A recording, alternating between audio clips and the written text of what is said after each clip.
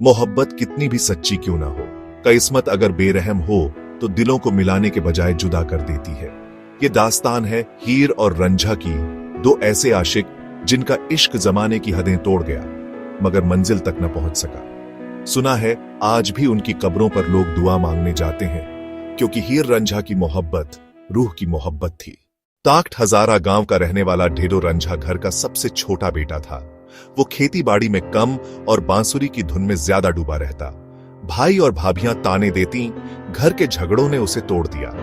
आखिरकार रंझा ने अपना गांव छोड़ दिया और सफर पर निकल पड़ा। सफर करते करते वो पहुंचा झांग, हिरसियल का इलाका, वो हीर जिसकी हुस्न और नफासत की चर्चा दूर दूर तक थी।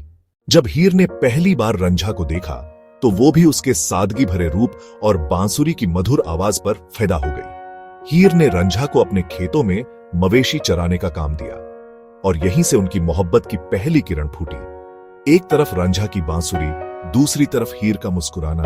ये दो लम्हे जब मिले तो सदियों का इश्क जन्म ले चुका था। हीर रोज रंझा की बांसुरी सुनने आती।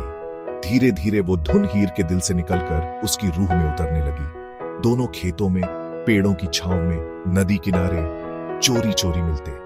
उनके बीच का रिश्ता अब सिर्फ मोहब्बत नहीं रहा बल्कि एक इबादत बन गया। उनकी बातें थीं शायरी, उनकी खामोशियां थीं दुआ।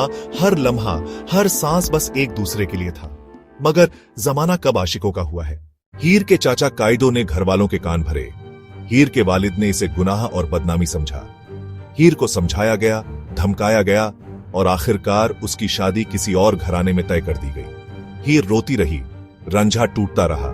हीर ने चाहा कि रंझा उसे ले जाए, मगर हालात और मजबूरी ने उन्हें जुदा कर दिया। इश्क की सबसे बड़ी सजा यही है कि मोहब्बत सामने हो मगर हासिल न हो। हीर की जुदाई ने रंझा को भटका दिया। वो गांव गांव भटकता रहा और आखिरकार एक सूफी फकीर की खानकाह पहुंचा। वहां उसे जिक्र, इबादत और सब्र का रास्ता दिखाया गया। रंझा ने खुदा के नाम में खुद को खो दिया, मगर हीर उसके दिल से कभी निकल न सकी। जब रूह मोहब्बत में कैद हो जाए तो दुआएं भी उसे आजाद नहीं कर पाती। हीर और रंझा की मोहब्बत की चर्चा अब पूरे इलाके में होने लगी थी। कई सालों के इंतजार और जुदाई के बाद जब हालात थोड़ा बदले, हीर ने अपने घर वालों से साफ कह दिया, अब मेरी जिंदगी सिर्फ रंझा के साथ ही है।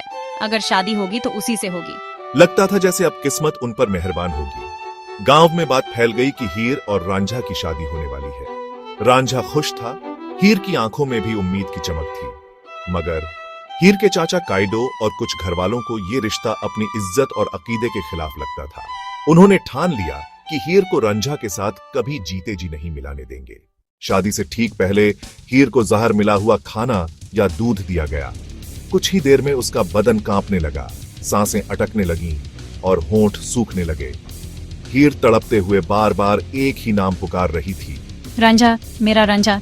गांव वाले दौड़े, शोर मचा, मगर हीर की आंखों से जिंदगी की रोशनी बुझती चली गई। जब ये खबर रंझा तक पहुंची तो वो पागलों की तरह हीर के पास भागा, मगर देर हो चुकी थी। हीर की आंखें बंद हो चुकी थीं, उसका जिस्म ठंडा पड़ चुका था। रंझा ने हीर की कब्र को गले लगाया, उसके नाम को आखिरी बार पुकारा और वहीं बैठा बैठा उसकी रूह भी हीर से जा मिली। आज भी पंजाब की मिट्टी में हीर और रंझा की कब्रें साथ साथ हैं। लोग वहां जाते हैं और दुआ करते हैं कि उनका इश्क भी हीर रंझा जैसा सच्चा हो, क्योंकि मोहब्बत जिस्म से नहीं, रूह से होती है और रूह कभी मरती नहीं।